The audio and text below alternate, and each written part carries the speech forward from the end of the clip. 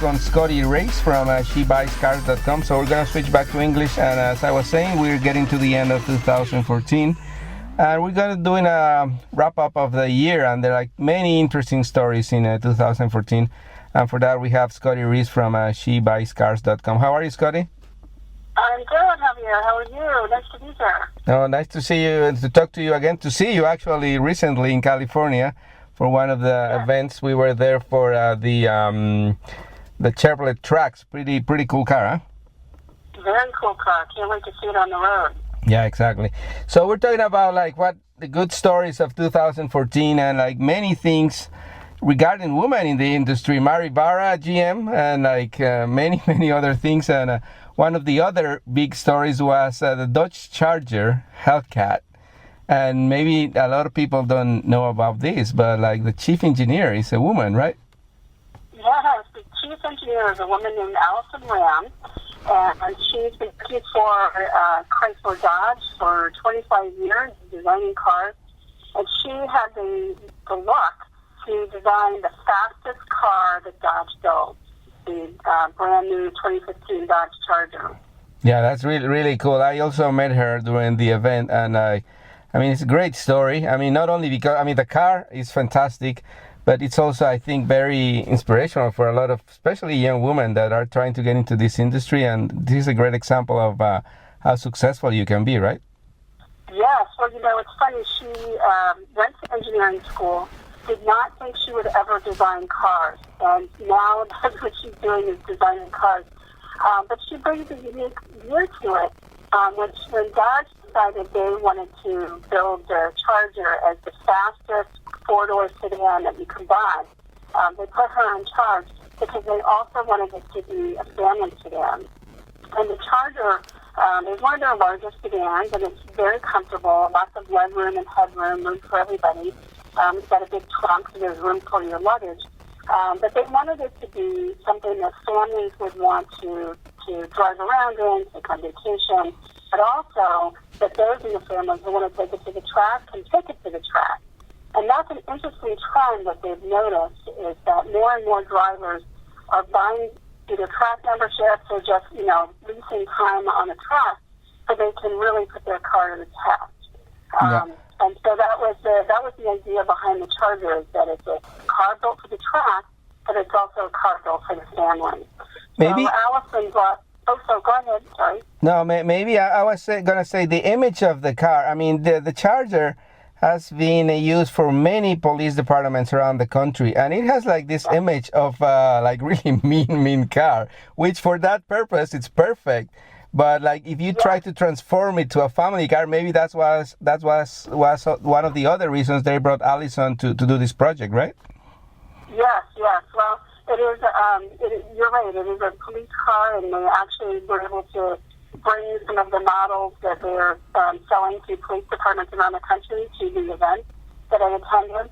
And for police cars, you need that capability. You need the speed, but you also need the passenger seating in the back in case you have a lot of people in the car. So that was another thing that this car was really good for, was for municipal and civilian police departments to buy.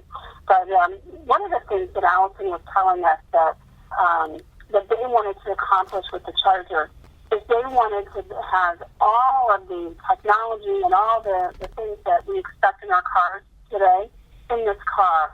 So they loaded it up with navigation and apps and the Chrysler Uconnect system.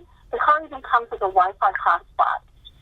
And then Allison has two young sons. They're 9 and 11 years old. And one thing that she noticed was that her sons were competing for the USB port in the console in other cars. So she put two USB ports in the back. So the backseat passengers can just plug in their devices without having to ask someone in the front to plug it in for them. She also made sure that the back seat was really comfortable, plenty of legroom. It even has seat heaters in the back seat and climate control. So backseat passengers can be really comfortable in this car. Yeah, it's pretty amazing how maybe those little details, especially with technology, can make a big difference. There's some cars, believe it or not, 2015, that don't have US ports, which is amazing. Dodge wanted to have every capability in this car. Another thing that's really interesting, because it is a fast car, they made sure that it has all the top safety features. So it has blind spot detectors, it has lane departure warning, it has adaptive cruise, which Alison told us she thinks is the most important feature in any car is adaptive cruise. And what that means is if you have cruise control set and a car pulls in front of you, your car slows down and it will come to a complete stop. If traffic in front of you comes to a complete stop on the highway, which, never happens, then your car will do that as well. But it's really important, especially for a car that's designed for the racetrack, that anybody who's driving the car is safe. And so these safety features are really important for them to include in the car. So, Scotty, we shared the experience of the car when we went in Virginia, the Summit Point racetrack. So we didn't talk then because I saw you running really busy doing a lot of different things. So what do you think about the car? I mean, I love the car.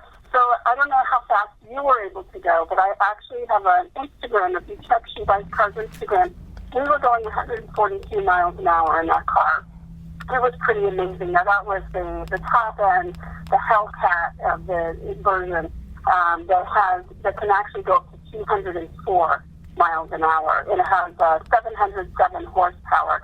But probably my favorite thing about that car, the Hellcat, is that it's a lot of power under the hood. And for a family car where you might have other people driving it besides the person who bought it, you need to be really careful about that power. So it has two things that make it extra safe. One is there's a black key that if you use the black key, it'll only go up to it limits the engine to 500 horsepower. The red key unleashes all 707 horsepower. But then there's a valet mode, so you can plug a code into the touch screen, and that will dial down the power to about 300 horsepower, or the standard engine size on the bottom of the line base model of the car, about 300 horsepower. And it also reduces the number of gears that will engage. So It's safer for a valet. It's safer for a teen driver or someone who's just not used to it. Because what we did discover is when you get behind the wheel of the Hellcat, you want to be on a track or someplace where you can drive fast and where you can maintain control, because you hit the gas and the car just goes. Yeah, but you're hitting 60 miles an hour before you even know it. Exactly, but even with the black key and 300 horsepower, that's a lot of power still. I mean, we like years ago, not many years ago, 300 horsepower was like on the top of the numbers for the production cars in the States. Yes, that's right. And so for the beginning model of the car, 300 horsepower is pretty good. And the other thing that we liked about it too is that even with all that power, they've improved the fuel economy. So the 300 horsepower model gets in the low 20, 22, 23 miles to the gallon in the city, and then about 34 on the highway. And then the Hellcat gets about 18 or 19 in the city and about 30 on the highway. So it averages all out to about 25 miles per gallon, which is fantastic for a car with that size engine and pretty good for a family sedan, and it certainly beats minivans and SUVs in terms of fuel economy. Yeah. We're talking with Scotty Reiss. She's the co-founder of SheBuysCars.com. And Scotty, what other stories from 2014 were like your highlights? Oh, wow. There's so many great introductions. We just drove the Mercedes-Benz C400 and love that. It's about a $60,000 luxury sedan, and we'll be reviewing that pretty soon. The Chevrolet Trax that we just drove the other day, that was pretty phenomenal. And we're super excited about next year. There's a new team taking over a Cadillac. And so Cadillac has been on a design journey the last few years. It's been tooling down the design of the car, the exterior, making it sleeker and much nicer, much more modern looking. And that's probably going to continue.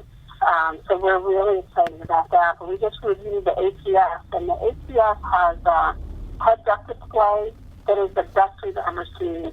And it gives you so many different options that you can pick of what it is you want to see. You want to see directions, you want to see radio, what is it that you want to see? And even on the heads-up display, it even has the speed limit of where you are, so you can always stay safe and not get a ticket while you're driving. So that was another one that we really loved. And I think there's so many great cars out there right now. You really should shop features because that's really what makes a difference in your experience. Yeah, pretty much there aren't any bad cars anymore. I mean, there are levels, obviously, when you go to budgets, but I mean, even the entry-level models, like the Trax, I mean, for that $22,000, I mean, you get like a fantastic car with all the technology, all the safety features, and pretty good-looking car. So I think it's been a very great 2014, and it looks even better for 2015 and 16, right? Yeah, 2015 and 2016 are going to be great. Yeah. So, Scotty, thank you very much again for sharing your time with us. And again, like the website, shebuyscars.com, right? And where else can our audience can find you? Well, you can find us on Instagram, on Twitter, on Facebook, on Pinterest. So come visit us and comment, join the conversation. Our mission is to help women to be happier and smarter car owners. Okay, thank you very much, Scotty, and talk to you soon. Okay. Bye.